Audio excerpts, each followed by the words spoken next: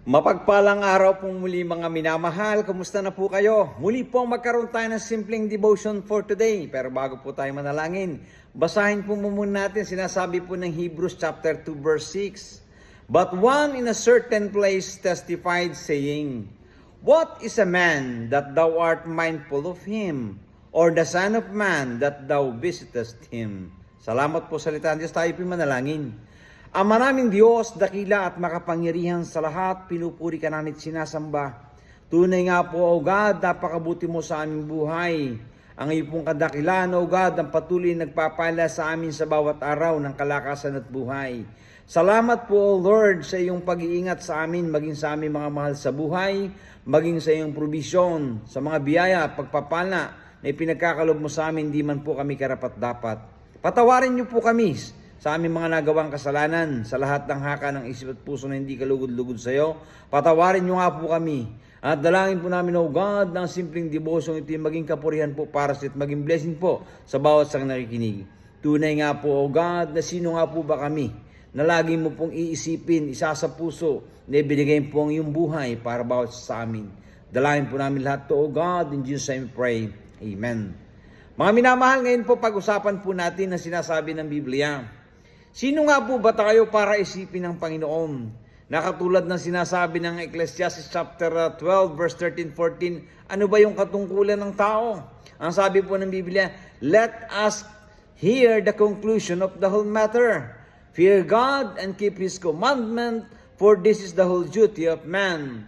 For God shall bring every work into judgment with every secret thing, whether it be good or whether it be evil. Alam niyo po mga minamahal, pakakaisipin po natin na ganun tayo kahalaga sa Diyos. Naiisipin niya po ang bawat sa atin. Na sinasabi po ng Book of Psalms mga minamahal na, what is a man? Sa chapter 8 verse 4 po mga minamahal, thou art mindful of him. The Son of Man, sabi po ng Biblia, thou art visitest him.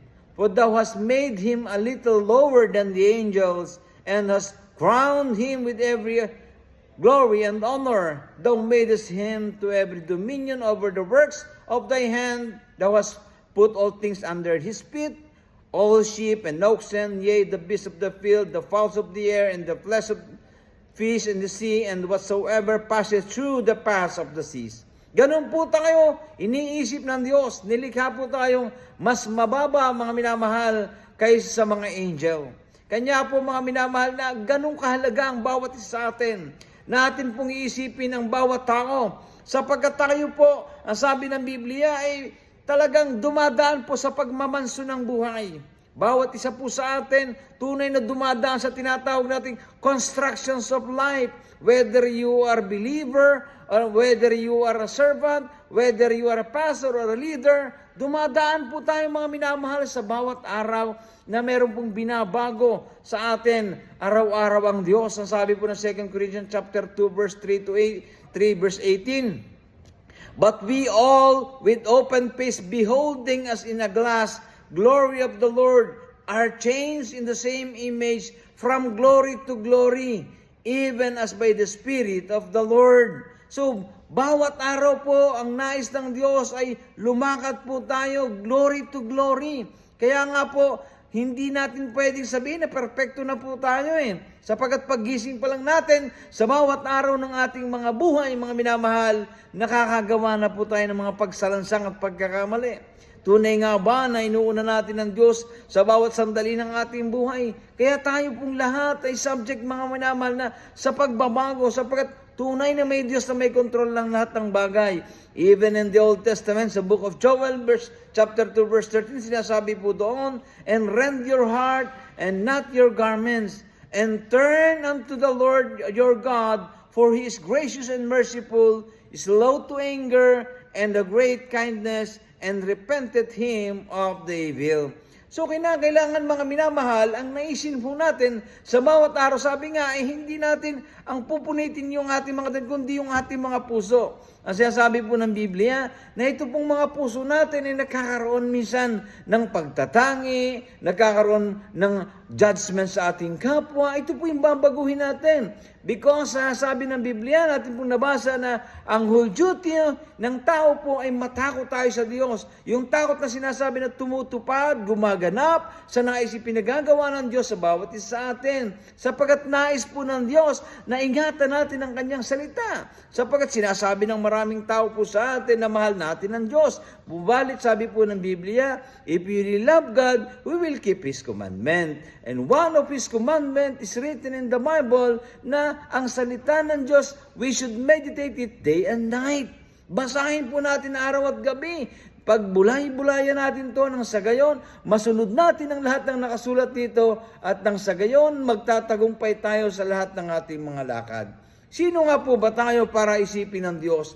Para Kanyang ilagay sa Kanyang puso na hindi niya hinayaang tayo tuluyang mapahamak. Sa halip, inako niya yung ating mga pagsalansang, ang ating mga kasalanan sa krus ng Kalbaryo. Kung lagi natin sanang iisipin, isa sa puso, kung papaano ang Diyos na umakyat po, nandun po sa langit Pero inabot po niya tayo. Minahal niya tayo, inibig niya tayo. Iisipin po natin na sa kabila ng napakarami natin pagkakamali sa buhay, hindi po ito naging alintana upang ikaw at ako ay abutin niya, mahalin niya. Inialay niya ang kanyang buhay upang na sino man sa kanya isasampalataya ay huwag nang mapahamak, kundi magkakaroon ng buhay na walang hanggan. Kanya mga minamahal, ito rin sana ang ating maramdaman, ang ating marubdob na naisin sa ating mga buhay, na huwag ho tayo lagi na mag-judge ng ating kapwa. Sa halip, sa mga bawat araw na binibigay ho sa atin, magpasalamat ho tayo sa Diyos. Hanapin po natin ang mga bagay na makapagbibigay ng kaluguran sa Diyos sa pag-abot ng ating kapwa, sa pag-abot ng ating mga kapatid. Bawat isa po sa atin dumadaan sa mga suliranin ng buhay. We are not all exempted sa mga bagay na ito. Subalit, meron po tayong Diyos na higit sa lahat nakakakita at nakakaalam ng ating mga buhay. Na nilikha niya po tayo sapagkat tayo po'y mahalaga sa kanyang paningin at tayo po'y may purpose dito po sa mundong ibabaw. Bakit po tayo niya inibig at minahal? Sapagkat naniniwala po ako, sabi nga ng Biblia, may nakatakdang panahon at oras ang bawat tao Meron na po tayong appointed time. Subalit nananatili po tayo sa mundo sapagkat may nais pa pong ipagawa ang Diyos sa bawat isa sa atin. Higit sa lahat, sa pagtupad ng Kanya pong nais, tagubilin po sa atin na abutin po natin ang mga taong wala pang tamang relasyon sa Kanya. Yan po ang desire ng Diyos. Jesus Christ, our Lord, naparito po siya upang hanapin ang nawawala. At minsan sa ating buhay, tayo po'y nawawala at wala po tayong direksyon. Subalit tayo po'y nasumpungan ng Kanyang biyaya. Inibig niya po tayo, minahal niya po tayo, at atin pong mababasa sa banal na kasulatan ang nais pong ipagawa ng Diyos sa atin. Ano ba yung duty natin? Ang sabi po ng Biblia, fear God and keep His commandment, for this is the whole duty of man. Sapagkat anuman pong ating ginawa, sabi po ng Biblia, ay dadalhin po sa judgment, whether in the secret thing or yung mga bagay na hayag, whether it be good or bad, yan po ay susulit natin sa Diyos. Kanya mga minamahal, tayo po ay minamanso ng Diyos sa bawat araw. Because of His transforming grace, binabago niya po tayo every day. Kanya mga minamahal, wag po nating sabihin, naisin laging banggitin na tayo mas mabuti kaysa iba, na tayo mas nakakaangat sa iba. Sapagkat ang sabi po ng Biblia, akuin natin na tayo mas mababa kaysa kanino man, na ang iba'y masigit sa atin, sapagkat tayo po'y nabubuhay sa pamamagitan lamang ng Kanyang biyaya at kahabagan.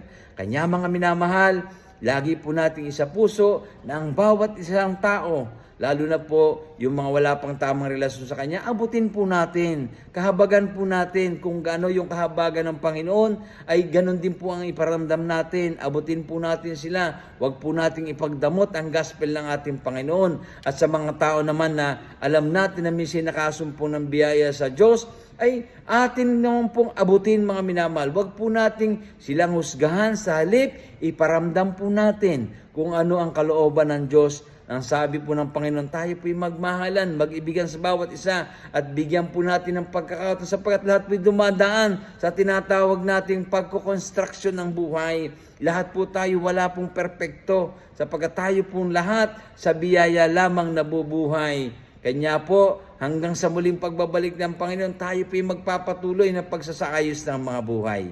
Nawa, sa simpleng paalala po ng salita ng Diyos, pinagpala po tayo sa araw na ito. Tayo po'y manalangin. Ama naming Diyos, dakilat makapangyarihan sa lahat, marami pong salamat o God. Tunay, kayo nga po ang dakilang lumikha sa bawat sa amin. Minahal mo kami, inibig mo kami, Panginoon, nilikha mo kaming higit mababa ng kaunti sa mga anghel, subalit pinagkalooban mo ng mga biyaya sa bawat araw. Ganon dinawa, Panginoon, ang iparamdam namin sa aming mga kapatid. Pagpalain mo nga po ang bawat isa, maging sa mga taong wala pang tamang relasyon sa iyo, O Lord, inilalapit po namin at pinamamanik na buksan na po ang kanilang puso, kayo po'y tanggapin sa kanilang buhay bilang Lord and Savior at talikdan ng anumang nagawang kasalanan. Ito po inilalapit namin, O God, in Jesus we pray. Amen. Muli po, mapagpalang araw sa bawat isa, and God bless us all. Thank you po.